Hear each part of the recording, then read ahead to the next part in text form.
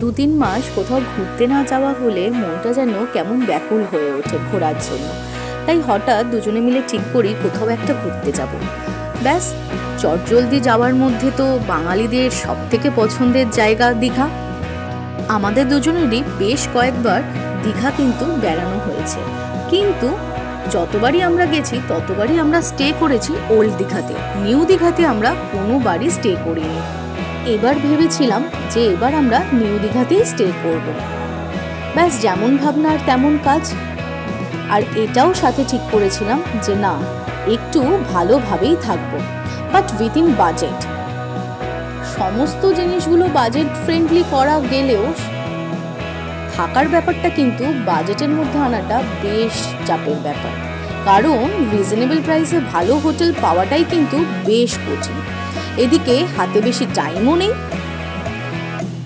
তাই চটজলদি অনলাইনে আমরা বুক করে নিলাম হোটেল আশিয়ানা। এই হলো হোটেল আশিয়ানা। এই হলো হোটেলটার reception section. Hotel sea beach থেকে মোটামুটি ওয়াকিং ডিস্টেন্স 4 to 5 মিনিটস। তোমরা যদি বাসে করে আসো তাহলে তো বাস এই হসপিটাল মোড়ে তোমাদেরকে নামিয়েই দেবে, আর যদি ট্রেনে করে আসো তাহলে টোটো অথবা অটো নিয়ে জাস্ট বলবে হসপিটাল মোড় যাব। সেই মোড় থেকে 1 মিনিট ওয়াকিং ডিস্টেন্সেই কিন্তু অবস্থিত এই হোটেল আশিয়ানা। এই হোটেলে আছে লিফট ফেসিলিটি, এছাড়াও তোমরা পেয়ে যাবে ফ্রি ওয়াইফাই এর ব্যবস্থা।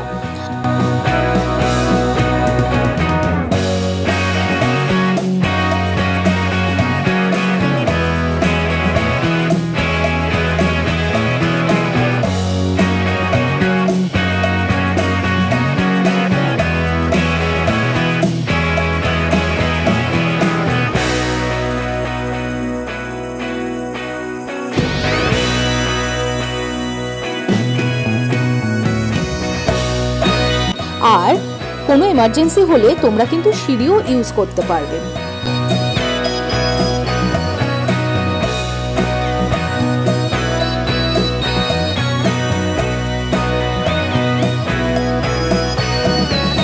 এই হলো হোটেলটির করিডোর, যা যথেষ্ট চওড়া।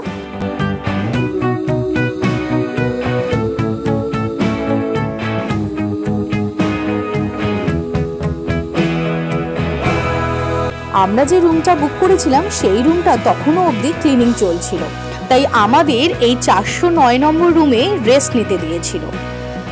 তো এই রুমটি কিন্তু একটি ডাবল বেডেড রুম, কিন্তু নামেই ডাবল বেড। তোমরা কিন্তু এখানে হাজব্যান্ড ওয়াইফ আর বাচ্চা থাকলেও আরামে শুতে পারবে। রুমে তোমরা পেয়ে যাবে একটা ছোট্ট টেবিল, ডাস্টবিন, জিনিসপত্র রাখার কাবার্ড, লাগেজ রাখার কম্পার্টমেন্ট, যেটা আমাদের বেশ ইউনিক লেগেছে।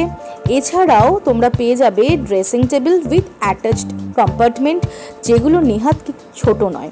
যদি তোমরা কিছু অর্ডার করতে চাও তাহলে তার জন্য ল্যান্ডফোন আছে, জাস্ট 9 প্রেস করে তোমরা রিসেপশনে অর্ডার করতে পারবে। এছাড়া তোমরা টিভি পাচ্ছ, এসি রিমোট,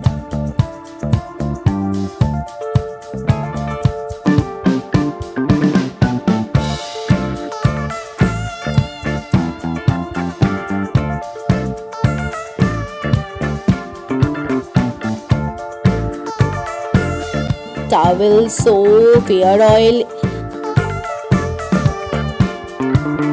আর এই হচ্ছে টিভি।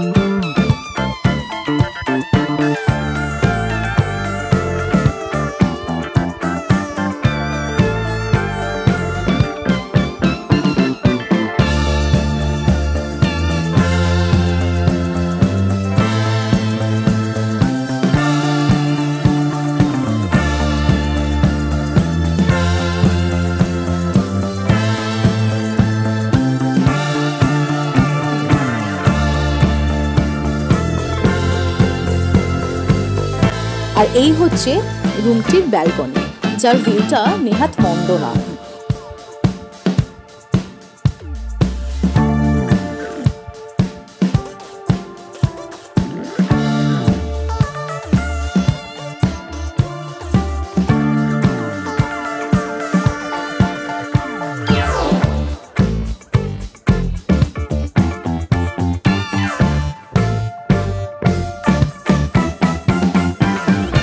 ব্যালকনিতে বসার জন্য কিন্তু চেয়ারও দেওয়া আছে।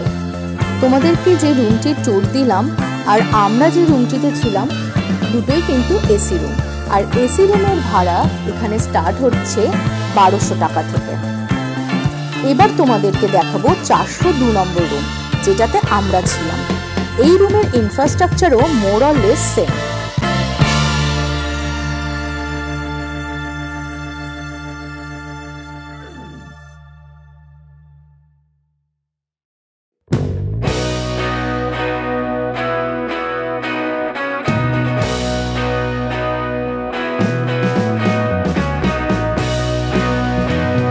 দেখতে পাচ্ছ যে বেডের দুদিকেই চার্জিং পয়েন্ট আছে।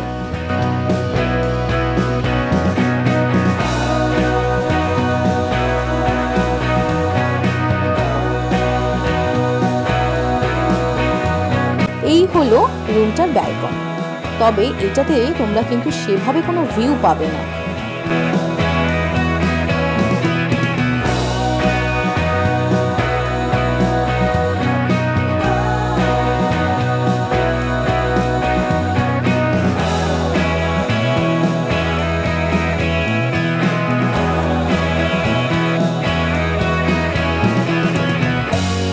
আর এই হলো টিভি।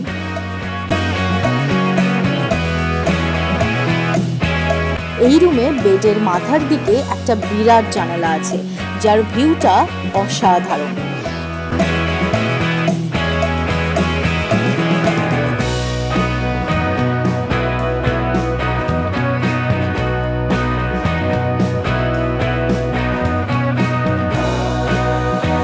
আর এই হলো রুমটির বাথরুম, যা আগের রুমটার মতোই খুবই নিট অ্যান্ড ক্লিন।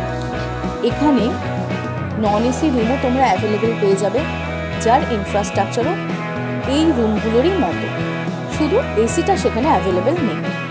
আর সেই রুমগুলোর ভাড়া স্টার্ট হচ্ছে মাত্র 800 টাকা থেকে।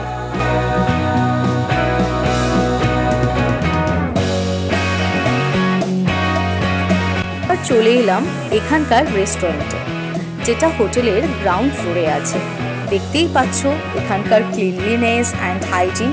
আমরা কি কি খেলাম আর কত টাকা দিয়ে খেলাম সেটা জানতে এই চ্যানেলটা এক্ষুনি সাবস্ক্রাইব করে বেল আইকন ক্লিক করে রাখো, কারণ শীঘ্রই সেখানে বাজেটে কিভাবে এখন নিউ দীঘা ঘুরবে তার ডিটেলড ভিডিও আসতে চলেছে।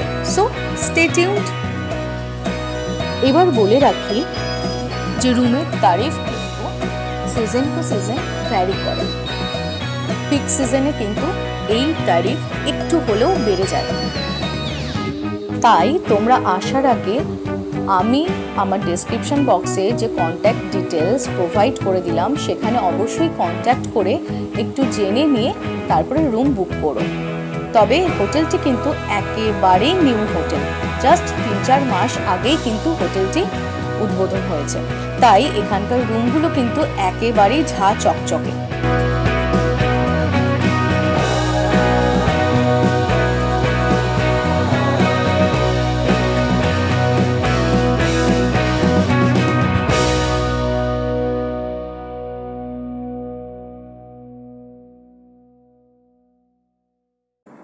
এখানে কনফারেন্স রুমও কিন্তু আছে, যেখানে বিভিন্ন কর্পোরেট হাউস নানান সময় তাদের মিটিং অর্গানাইজ করে থাকে।